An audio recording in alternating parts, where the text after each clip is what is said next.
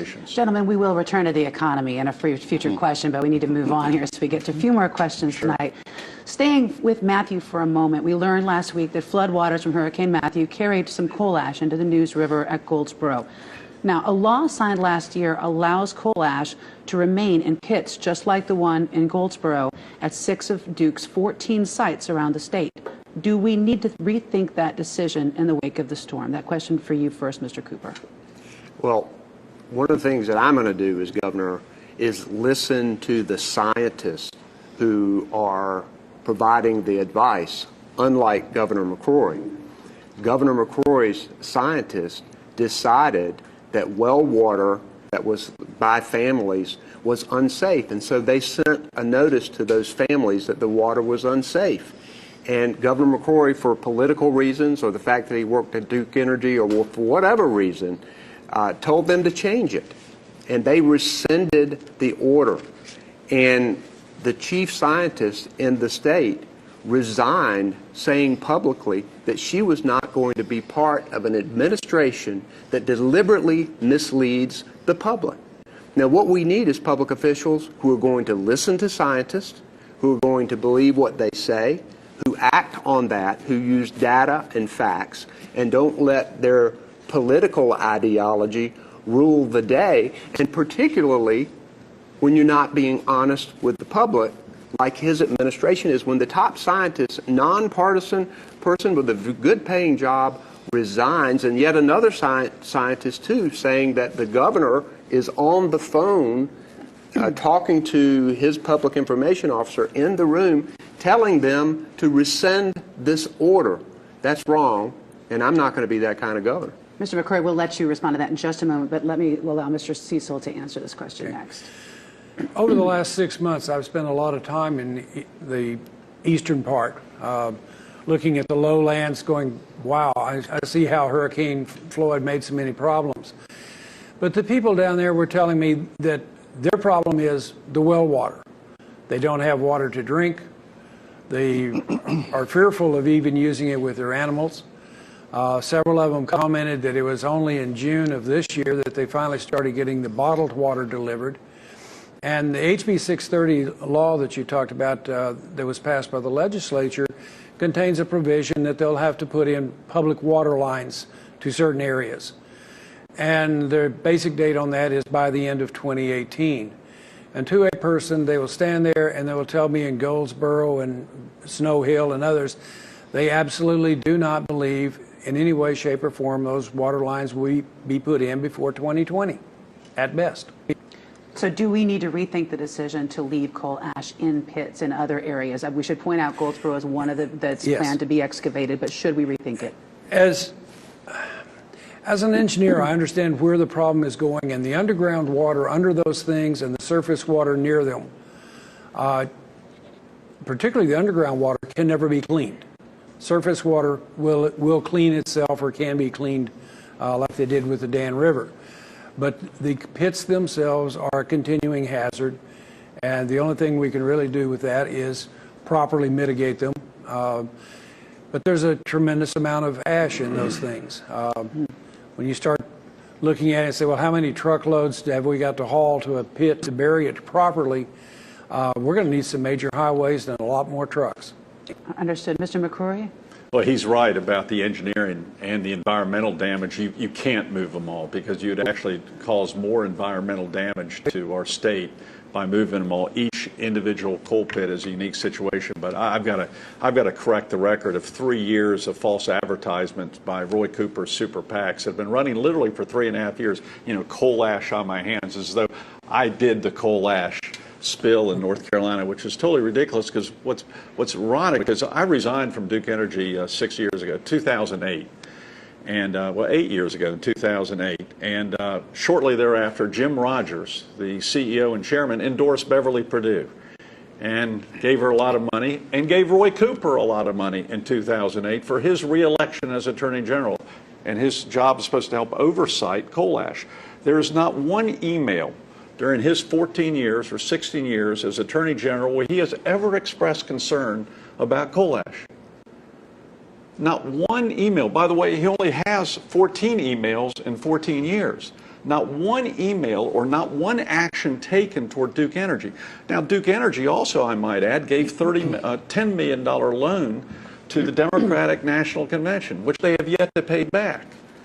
And he has received, during his time as Attorney General, tens of thousands of dollars from Duke Energy and Progress Energy, and during that time took no action, except he did approve some action during the Perdue administration, an email, which we have a record of, which is in the public documents, an email which was approved by the Attorney General's office, which allows Duke to grandfather some of their coal ash ponds from further dam inspection, which had we had that dam inspection, maybe Dan River wouldn't have happened. And second, it also allowed Duke Energy not to have the fine. We wanted to fine them $25 million because of an email approved by the Attorney General's office and Beverly Perdue.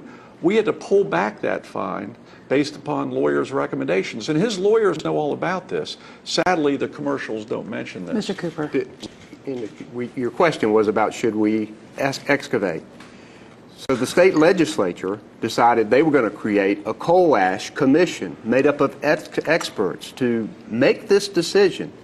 And the head of the Senate, the Republican leader of the Senate, said, we need this commission because we're concerned about Governor McCrory's ties to Duke Energy and the fact that he had worked there so long. And Governor McCrory sued the state legislature because he wanted sole control over this issue of what happens with the coal ash ponds. Governor McCrory didn't want somebody looking over his shoulder. Now, I've talked about coal ash publicly. Wow. I have a strong environmental record. I've been endorsed by most all of the environmental groups. And to hear Governor McCrory talk about coal ash in my record, the independent fact checkers have said you were wrong every time you said something about that. Let me first of all, he has not refuted anything I said about the monies he's accepted, about the lack of action he's taken during 14 years. He didn't refute any of that. He changed the subject, which is what Roy Cooper is good at doing, is changing the subject. I'll tell you this, is that Duke Energy did not want, they wanted the coal ash commission. They did not want me to veto the bill. Their lobbyists were all over the House and Senate.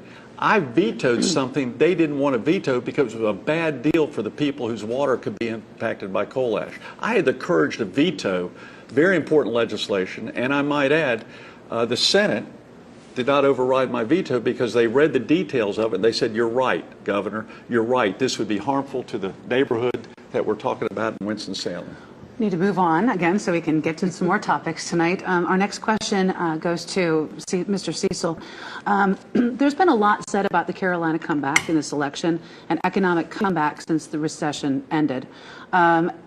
A recent poll we conducted shows a majority of voters do not feel that they're better off than they were 4 years ago. And in fact, 29% even say they feel that they're worse off.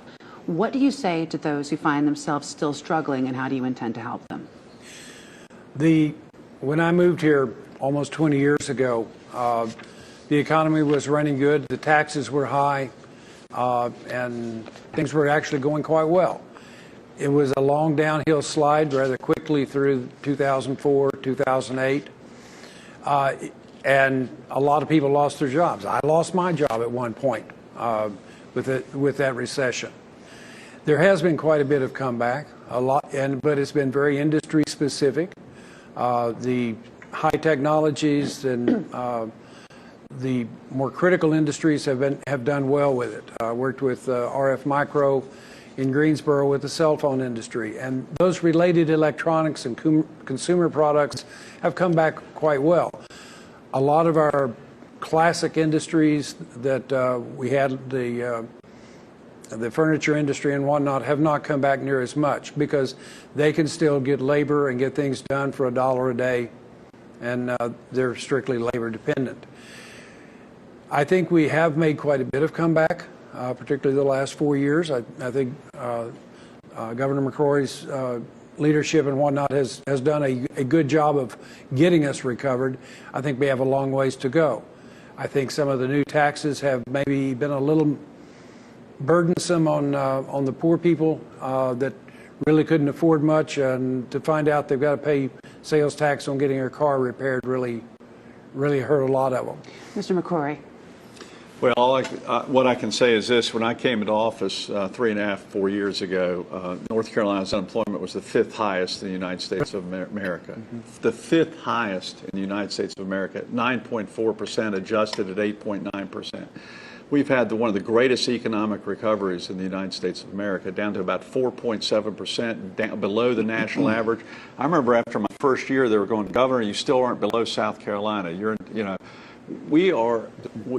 Our economy is so much better than it was 3 years ago. Is it still good enough? Absolutely not. Is there still more we need to do? Absolutely. But one thing we found out when we were coming into office is we owed $2.6 billion for unemployment. And we were about to tax small businesses more for unemployment. That was the solution of the liberal Democrats. The second thing, we had a $500 million misforecast on Medicaid spending. It was so broken. $500 million misforecast on Medicaid spending. We had the highest income tax and the highest corporate tax and business tax in the Southeast. Even South Carolina was beating us. Nikki Haley even told me, we don't even consider North Carolina competition anymore. So we had to make some immediate changes, or we could keep trying the same things under my predecessors, Beverly Perdue and Mike Easley. We could have kept trying those things and continued to be the 4th or 5th highest unemployment rate. We have had a great comeback. We need more, but I'm extremely proud of what's happened in North Carolina, and let the progress continue. Mr. Cooper. Since the recession, there's been a national economic recovery, but North Carolina is lagging behind. You go ask everyday working people whether they have seen a Carolina comeback, and most of them will tell you they're working longer and harder and for less money than they were before the recession. And the statistics show they're right. Wage growth is languishing in our state, particularly for the middle class. And Governor McCrory comes in and promises everybody a tax cut. Well, he did pretty well for those at the top. He gave the corporations and those at the top good tax cuts. But on everyday North Carolinians, many of them have seen a net tax increase, and that includes small businesses. He has raised taxes on people in 67 different ways. And Governor McCrory is putting more of a burden on the middle class and small business with taxes at a time we need to be helping small business and the middle class. And I will work to do that. I will also work to invest in public education, which is going to be a key. The new economy with the new jobs, our community colleges have got to be the drivers of workforce development. Our universities have to be the centers of innovation. And Governor McCrory, here he is going around and talking about House Bill 2 all over national TV. It is hurting our economy. You talk to economic developers, they will tell you that it's costing us jobs and costing us money.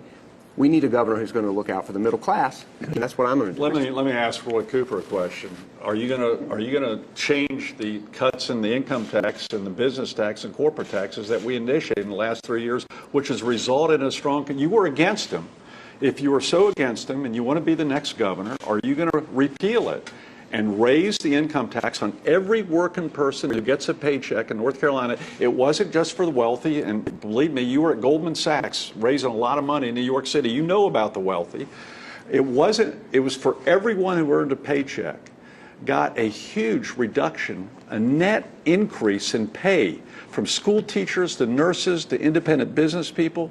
We were the highest income tax on paychecks. Well, would you repeal those tax cuts by the We don't legislation? need to increase taxes. So that is absolute no. We do not need to increase taxes. That's a no. What we need to do is fix some of those taxes that he put on the middle class and small business, and take some of those taxes off of them is what we need to do. And David, help me understand the math. If you're not going to repeal it and you're going to change it, ultimately there's going to be a difference in the income and the tax paid, right? It's about priorities, David. But I mean, the economy is going, I believe the economy is going to grow. There's a national recovery, the economy is going to grow. And over the last 4 years, Governor McCrory has made the decision, when tax revenue has come in, he wants to do corporate tax giveaways. He wants to do tax cuts for those at the top. I want to invest in education. I want to invest in teacher salaries. If you're going to be tax cuts, they're going to be tax cuts you for the say middle you class. can do that without Yes, raising taxes. absolutely, we can do that. I did that when I was in the state Senate for 4 years. We were able to cut taxes for the middle class. We were also able to get our teacher salaries to the national average. We can do that again. But I know we can. But I'm trying to understand how you have it both ways.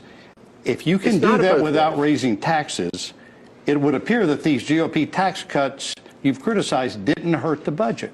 It absolutely has hurt our investment in public education, and it has hurt the fact that he has put taxes on the middle class to help make up for it. And that's what we've got to do with making our decisions about priorities. Let me talk real Okay, fast. then I want to move on. Yeah, let me, Okay. just real quick. We lowered the income tax, and guess what? We have more income coming in to help pay for the bonds, which I proposed for universities and community colleges and state parks. We have more money coming in this year with a lower income tax. We have more money coming in this year with a corporate tax than we did 3 years ago.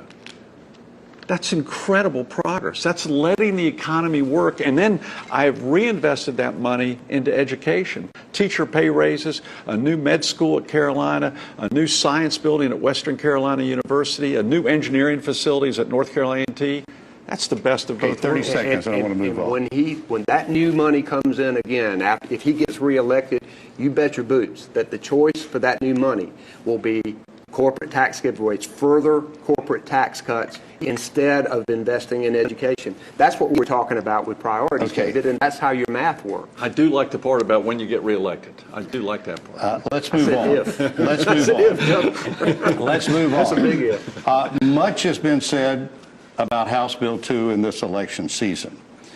We've heard ad infinitum about access to restrooms under the law. I want to talk about something else here, because perhaps the most controversial part of the law is that it excludes LGBT people from the state's anti-discrimination law, and it bans local governments from passing any ordinances to protect them. So, Mr. McCrory, I ask you, not about the restroom provisions, but about the lack of this protection. Why was this necessary? Well, first of all, it was necessary because there was a bathroom provision.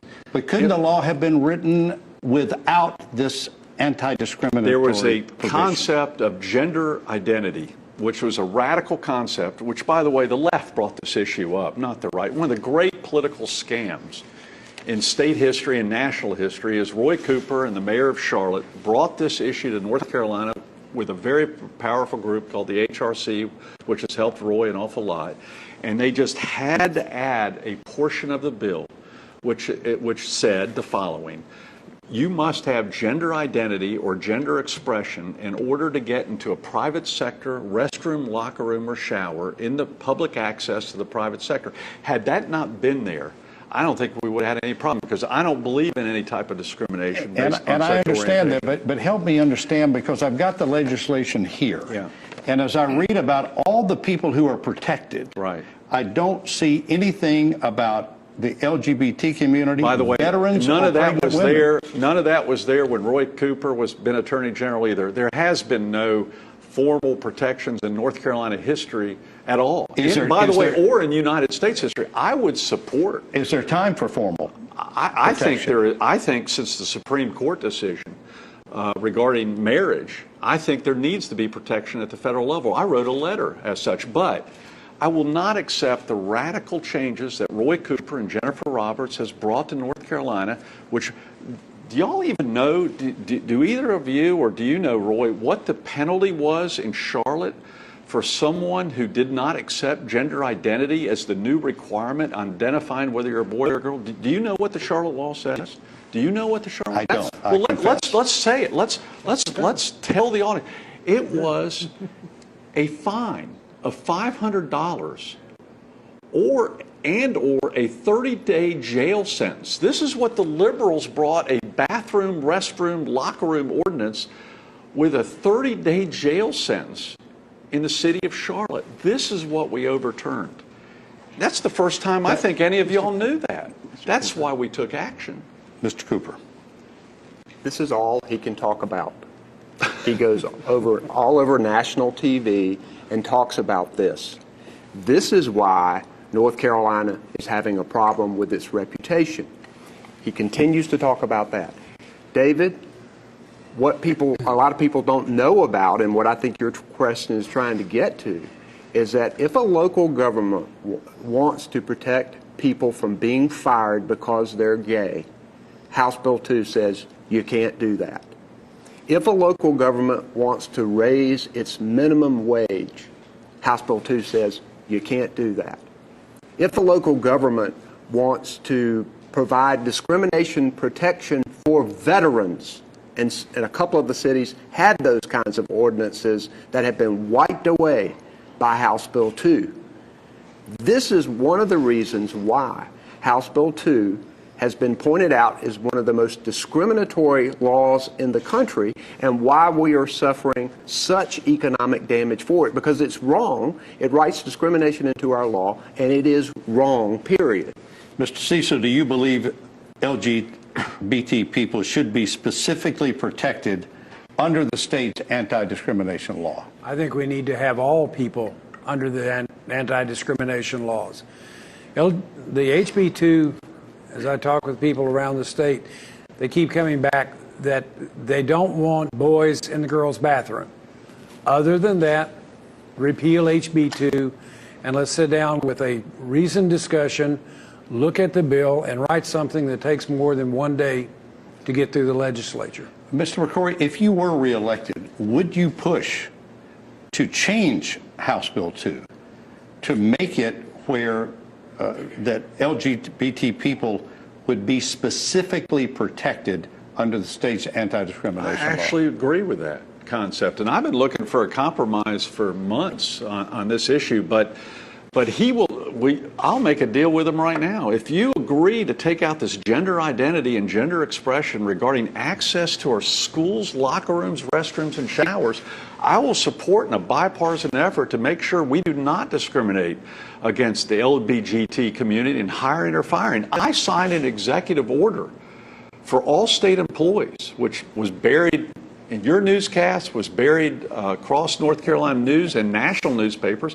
which forbids discrimination in the hiring and firing of anyone based upon sexual orientation. And I support that for the private sector. So, Roy, let's support that together, but do not support this concept where you've raised millions of dollars to say we're going to now identify gender based upon what you think you are, based upon what you are. You know, but help me understand before we get to Mr. Cooper. Yeah. Why that matters more than an anti-discrimination policy? I don't understand your question. Why does the gender identity issue balance the discrimination policy? The governor of North Carolina runs the state prison system.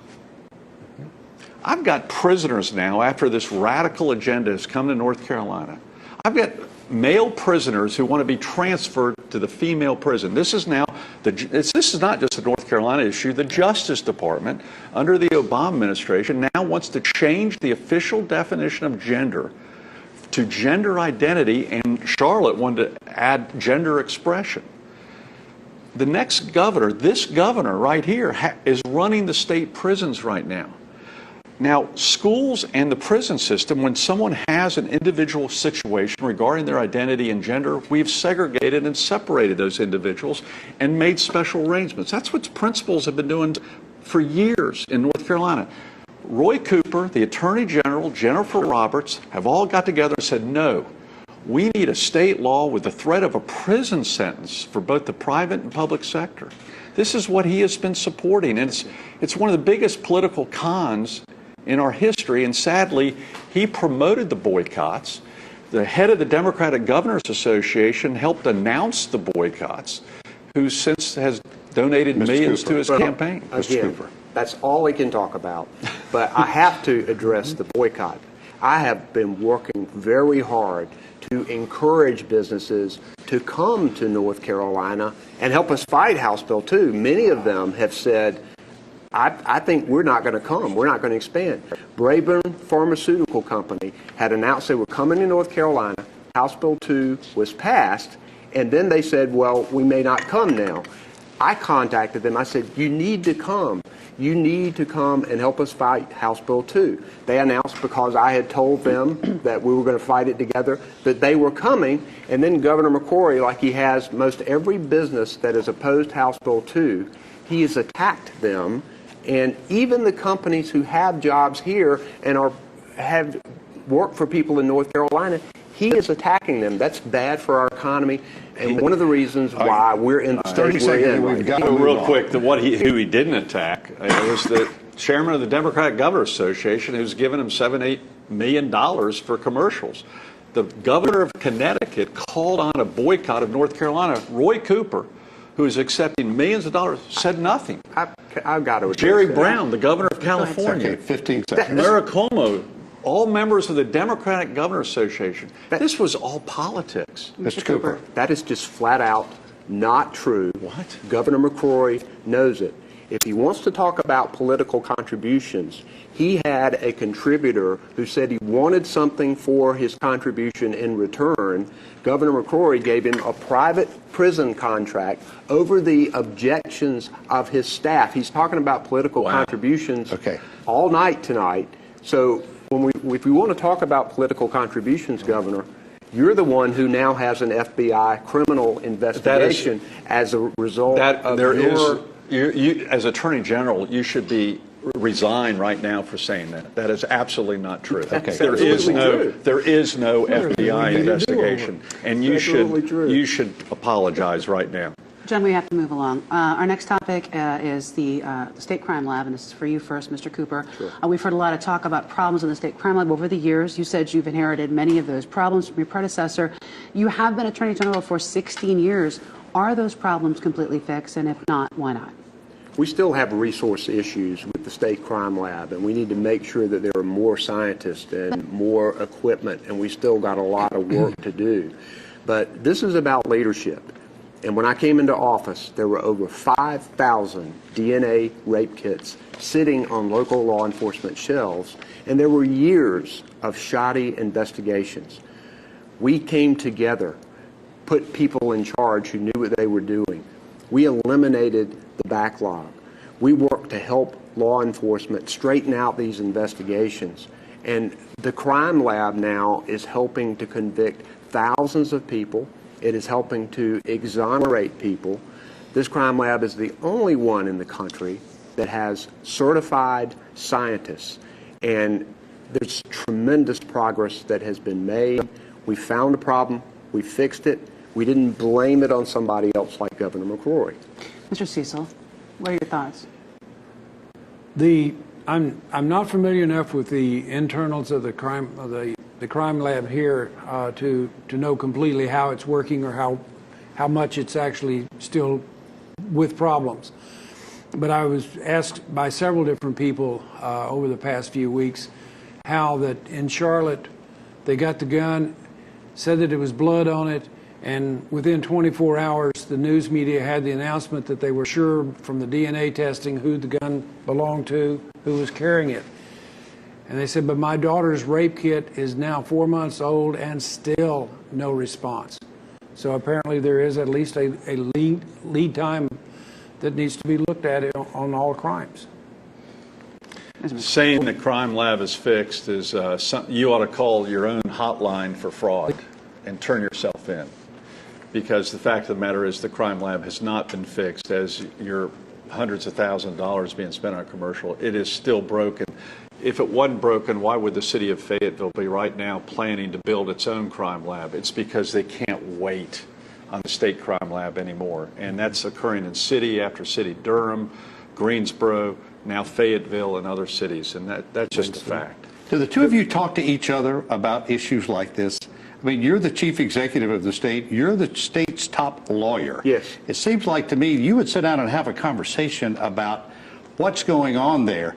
And, you know, you talk about 5,000 cases. Are you impugning your former Attorney General, Mike Easley, that you inherited that from him? Well, I know that there were 5,000 untested rape kits. But weren't a lot of those waiting for DNA to be matched against, and also the technology was evolving at that time? It was, no question. So to say 5,000 sounds like it's this huge number, which it is, but the context seems to be missing on Well, that. well, the context is that the crime lab wasn't even testing no suspect rape kits. Okay, this leads me to, because we're getting tight on time, I want to talk about transparency. You brought up the lack of emails coming from the Attorney General's office in 16 years. We have tried to get public records from the governor's office, and it's been like running against a wall sometimes trying to get things. Both talk about transparency. It seems very opaque to me what we see in trying to get information to the public. Mr. Cooper, as Attorney General, I've been told that you like to talk on the phone and go down the hall and talk with people in your office. How can you do that as governor? Isn't there a need for a paper trail of what's happened in your office for 16 years? Absolutely. There is a paper trail. And there From you? Absolutely. There are thousands of documents that our office has produced. I helped to write the public records law, believe strongly in transparency. And Governor McCrory has been stonewalling not only the media, but people who ask for public records. He's had to be sued 3 times for public records that he has failed to produce. If you are elected governor, are you ready to make a statement tonight that you would make public access, public records available within 30 days of request? Well, it will be as quickly as possible. And people who deal with our office at the Department of Justice know that we work expeditiously. We work hard to get that information out to the public. And as governor, I will make certain that all of our cabinet members know that this is a directive, that they have to get this information. And Mr. McCrory, in all fairness, I know that oftentimes attorneys, law firms, media, so many people come for discovery. They're looking for reams of information, and it can overpower any office from doing it. At the same time, we have waited months and months to get information. When you had folks from Duke Energy in to the executive residence for dinner. You saw that on my public calendar, by the way. Roy But Cooper doesn't have a public But there's dinner. no information about what was discussed that night. Yeah, well, I didn't take notes. I'll tell you what was discussed. I discussed that I was going to veto the bill that they wanted that he's now criticizing. I said, I'm going to veto this thing. It's totally unacceptable, and I'm going to take it to the Supreme Court, which, by the way, the Democrats and Republicans on the Supreme Court supported. And so did Jim Hunt, and so did Jim Martin. So when I took this to the Supreme Court, I got support from Jim Hunt and Jim Martin in my case, and I won with only one dissension in the Supreme Court. So I'm pretty proud of that record. I sued my own Republican legislature. That's how bipartisan I am. Is there a way to cut through the legalese? I tell you, the dilemma I'm finding out in my 3.5, 4 years as governor is it's not the media requests that are causing us a problem. It's the super PACs, and frankly, a lot of Roy Cooper super PACs during campaign season. The Progress North Carolina Progress, they all change. They're all Easley and Purdue ex-campaign workers. They are making more requests and going on witch hunts, and we have to go through every record to ensure that there is not personnel information, which would be against state law if I release personnel information on individuals. So there is an issue of a middle ground. It's not really the legitimate news organizations that cause us a problem. It's the super PACs that are going on witch hunts, and then they get the headline, sadly, on RAL and other stations of going, McCrory can't produce these documents. It is a problem with technology right now. Mr. Cecil, how would you address it, transparency, if you were elected?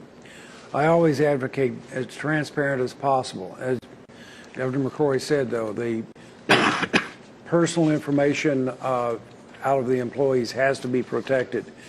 The recent law on the body cameras for the police address some of that, and I think in a proper way set up so that the judges look at that and the judges can make the decision so that it can be released.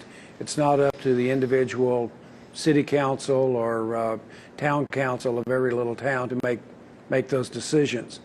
I'm fully in favor of transparency everywhere we can, and automating the record retrieval where we can. A lot of this stuff is going to be difficult to get hold of simply because it's on paper record only, and that's the only way they store it. Next question for you, Mr. McCrory. 4 years ago at a debate, I asked you what additional restrictions on abortion you would support, since you said none at that point. Since then, North Carolina's waiting period for abortion has been extended to 3 days, which is the longest term of any state in the country. Are there further restrictions you would support, and how do you qualify that as not a restriction? Well, first of all, what I did, what I had to do was I stopped restrictions from being done. And believe me, if I had put further restrictions on women's legal right to have abortion according to the Supreme Court, the courts would have already challenged the current law and overruled us. And I refused to do that. So, yes, there's now a phone call needed, 72 hours versus 24 hours. But in doing that, I stopped much more extreme legislation, which was proposed by the Senate, as you well know, and I threatened a veto. And as Roy knows and everyone, you have to make compromises. And the compromise was a 24-hour phone call versus a 72-hour phone call. Had I not done that, the Senate and the House would have had enough votes to override any veto with much stricter restrictions, very similar to Texas, and I refused to cooperate in that effort. I'll tell you what I am proud of, and I mentioned this during our last debate. I also enforced existing laws. I mean, we had an abortion clinic in Charlotte that was treated women like they were going to a meat market as opposed to seeing a physician with a very serious operation, a very serious procedure, where they weren't even mopping the floor in between abortions. It was revolting. And thank God my secretary, Dr. Aldona Voss, said, that's unacceptable, Governor. We need to shut it down. Now, we've reopened them because we didn't put further the restrictions have to do with the actual medical care of women. I don't know where the Attorney General was during the 14 years that this clinic was open, but it's unacceptable to have women treated that way in our abortion clinics that are legal. We are out of time for Mr. Cooper. At this very WRL debate in 2012, when you asked Governor McCrory if he would support new restrictions, he said no. Not only the restrictions that you've discussed so far, he also signed legislation that requires women's ultrasounds to be sent to state government bureaucrats. Now, regardless of how you feel about this issue or this policy, to have a woman's ultrasound sent to bureaucrats is wrong. It is a restriction, and it shows you whether you can trust Governor McCrory. And I don't think you can. I think this is just one of the many issues where he has said one thing and he has done another. 1 second. Well, I just want to say bureaucrats is quite a word, but the medical professionals to ensure that doctors are following the law regarding abortions after 5 months. And I'm sure Roy agrees that there shouldn't be abortions after 5 months unless for the life of the mother. Mr. Cecil, would you support tighter restrictions on abortion, the same or loosened? Not at all tighter. As I've told many people, as a libertarian, I feel that the abortion is an issue that's between the patient and her doctor, or the cis woman and her doctor, and that the government should have virtually no say or control in it, and should minimize or not pay for it.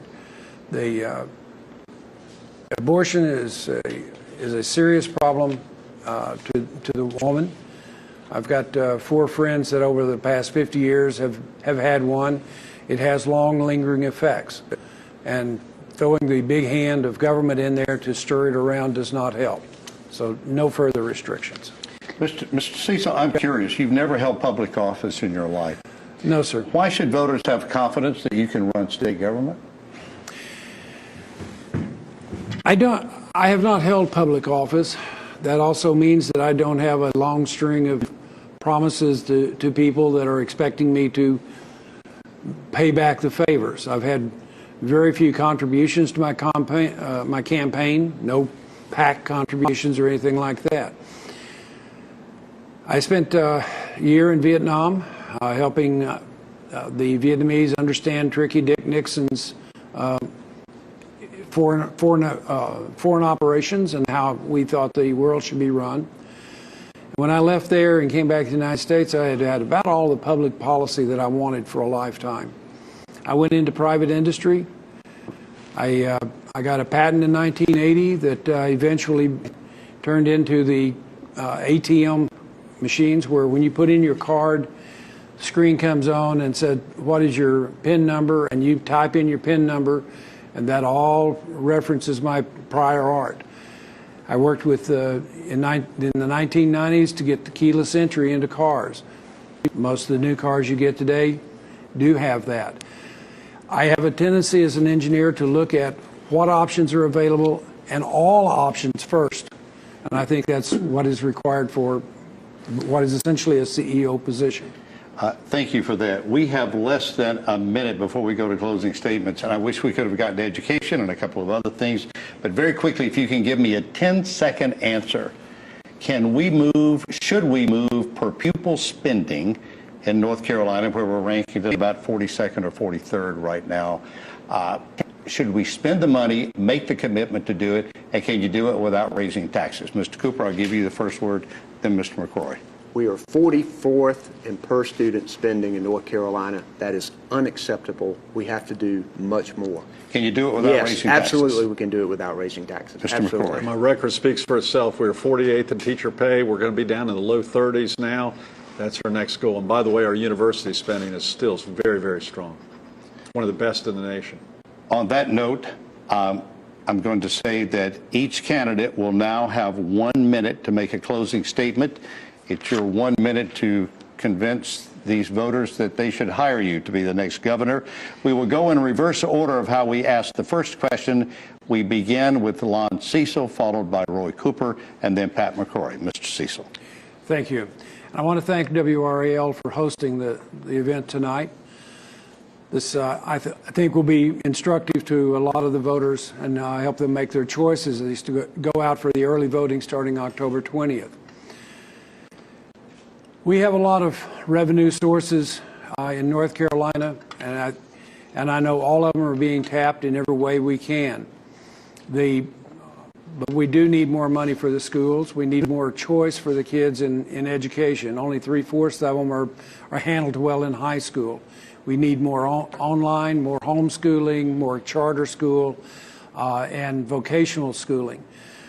Part of the funding of that is to perhaps tap the currently untapped resource. We have the tax law, but if we go ahead and set up a medical marijuana or medical cannabis law, we can follow the lead of the states like Colorado, Washington, Oregon, and Nevada for revenue. Mr. Cooper. Thanks, David and Laura.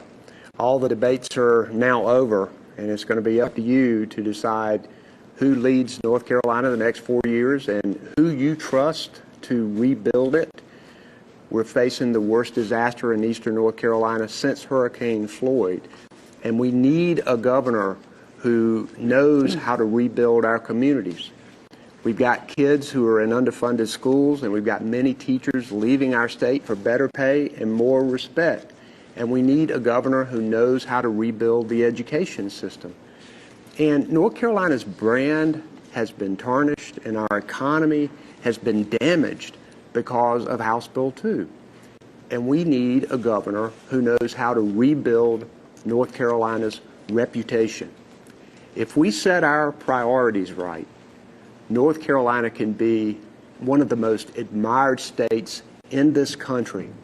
I'm going to work hard as your governor to rebuild North Carolina. Cooper, thank you for your vote. Mr. McCrory. Well, let's have more debates. I'm welcoming more debates so people don't have to make decisions over multi-million-dollar TV ads. I think this is great, and I'd like to have more, and I welcome more.